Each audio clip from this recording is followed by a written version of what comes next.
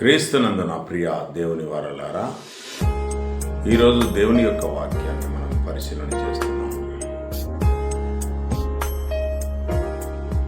ఇప్పటికీ 6000 సంవత్సరాలు అవుతుంది దేవుడు సృష్టిని కలగజేసి. సృష్టిలో ఉన్నవన్నీ కూడా సమస్తాన్ని దేవుడే తన మాట ద్వారా కలగజేశాడు. 6000 సంవత్సరాల నుండి చాలామంది భక్తులు దేవునికి ఇష్టలుగా బతికారు. దానిలో ముఖ్యంగా షేతు, మెతుషెల, నోవహు,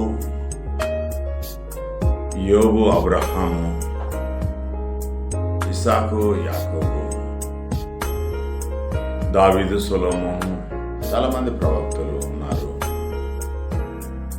చివరిగా యేసుక్రీస్తు ప్రభువు వారు దేవునికి ఇష్టలుగా ఈ లోకంలో బ్రతికి, యేసుక్రీస్తు ప్రభు 33.5 సంవత్సరాలు బ్రతికి సర్వమానవాళి కొరకు ప్రాణత్యాగం చేసిన విషయం మీకు తెలిసిందే. ఆయన రక్తం ద్వారా సర్వమానవాళికి పాపక్షమాపణ కలుగుతున్నది. యేసుక్రీస్తు ప్రభుల వారు ఒక విషయం చెప్పాడు, ఈ యొక్క సృష్టి అంతమయ్యేదాని గురించి. యేసుక్రీస్తు ప్రభుల వారు రెండవసారి వచ్చేది భూమికి. అది యేసుక్రీస్తు ప్రభు యొక్క ఇష్టం కాదు, దేవుని యొక్క ఇష్టం. ఏ సమయాన రెండవ రాకడ ఉంటుందో ఎవరికి తెలియదు. ఒక తండ్రి అయిన దేవునికే ఆ రాకడ, యేసుక్రీస్తు రాకడ ఎప్పుడో నిర్ణయమై ఉంటుంది దేవుని దృష్టిలో. అంతేగాని ఒక డేటు అంటూ, ఒక సమయం అంటూ, ఒక ప్రత్యేకమైన తేదీ అంటూ ఏది లేదు. ప్రియమైన దేవుని వారలారా, సైన్స్ వాళ్ళు ఏం చెప్తున్నారంటే 1 బిలియన్ సంవత్సరాల తర్వాత ఈ యొక్క భూమిని ఒక గ్రహం వచ్చి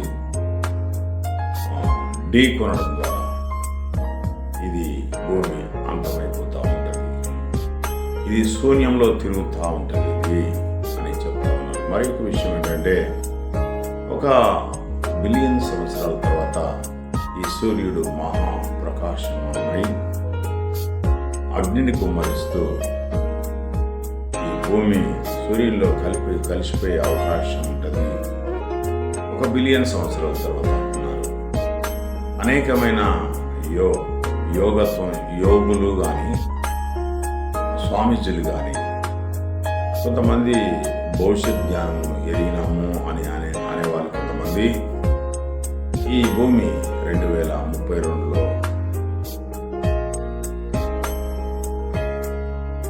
సంపూర్ణంగా లేకుండా పోతే ప్రళయం వచ్చుద్ది, ఈ భూమి నాశనమైంది అని కొంతమంది చెప్తా ఉన్నారు. అంతకుముందు కూడా ఈ యొక్క భూమి నాశనమవుతుందని దాని గురించి కొన్ని సినిమాలు కూడా వచ్చాయి. 2012లో ఈ యొక్క నాశనం అవుతుందని, 2000లో నాశనం అవుతుందని, 1999లో కనపడకుండా పోద్దని, 2002లో అని అనేకమైన డేట్స్ ఇచ్చారు. అవన్నీ కూడా ఫెయిల్ అయ్యాయి.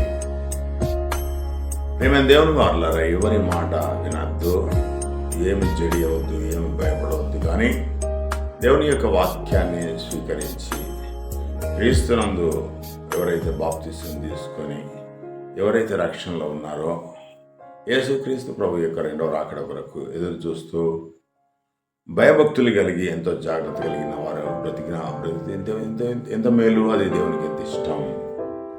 అయితే సమస్తమైన భారము తండ్రి అయిన దేవుని మీద వేయాలి. బ్రతుకు కాలం అంతా తృప్తిగా, సంతోషంగా, ఆనందంగా దేవుని యొక్క వాక్యం ఎడల భయభక్తులు కలిగి జీవించినట్టే ఉంటే, నువ్వు జీవించి ఒకవేళ నువ్వు నీ సమయము దేవుడు ఇచ్చిన సమయం ఏదైతే ఉందో అది భయభక్తులు కలిగి ఈ లోకంలో జీవించి ఆ సమయాన్ని నువ్వు దేవునికి సమర్పించుకున్నట్టే ఉంటే, నీవు చనిపోయినా కానీ యేసుక్రీస్తు రెండవ రాకడలో వచ్చినప్పుడు తండ్రి అయిన దేవుడు యేసుక్రీస్తు ద్వారా నిత్య జీవానికి ఇస్తాడు అనే విషయం బైబిల్ గ్రంథం స్పష్టంగా తెలియజేస్తా ఉన్నది. కనుక ఎందుకు భయపడతారు? ఎప్పుడు ప్రళయం వచ్చినా నీకు మాత్రం ఏం కాదు. ఎందుకు అనంటే నువ్వు క్రీస్తును సంరక్షకుడిగా అంగీకరించావు, దేవుడు అందుకని నిన్ను రక్షించడానికి క్రీస్తుని నియమించాడు మధ్యవర్తిగా. యేసుక్రీస్తు అనే ఒక నరుడు మనకు సహోదరుడు, మనకు అన్న, మనకు ఒక బ్రదర్.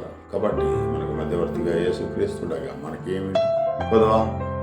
కనుక యేసుక్రీస్తు ద్వారా సర్వమానవాళికి దేవుడు కృప చూపించి ఉచితమైన రక్షణ ఇస్తున్నాడు. నువ్వు కొనాలంటే 1,00,000 కోట్ల రూపాయలు ఇచ్చిన రక్షణ దొరకదు. కనీసం ఉచితంగా వచ్చే ఈ యొక్క రక్షణను భారతదేశంలో ఉన్న ప్రజలందరూ ఉపయోగించుకోవాల్సిందిగా, సజీవం లెక్కలో ఉండవలసిందిగా, యేసుక్రీస్తు రెండవ రాకడ కొరకు ఎదురు చూసేవారుగా ఉండి దేవుని యొక్క ప్రియ శిష్యులుగా, ప్రియ బిడ్డలుగా ఈ లోకాన్ని జీవించి దేవుని పొందవలసిందిగా కోరుతున్నాను. ఈ యొక్క అనేక మంది చెప్తున్న అబద్ధపు మాటలు వారి యొక్క స్వలాభం కోసం, వారు మేము జ్ఞానవంతులం అని చెప్పుకోవడానికి, మాకు భవిష్యత్ జ్ఞానం తెలుసుద్ది అని చెప్పుకోవడానికి, డబ్బులు సంపాదించుకోవడానికి, మోసం చేయడానికి చేస్తున్న ఈ యొక్క పనులన్నింటినీ కూడా నేను ఖండిస్తున్నాను.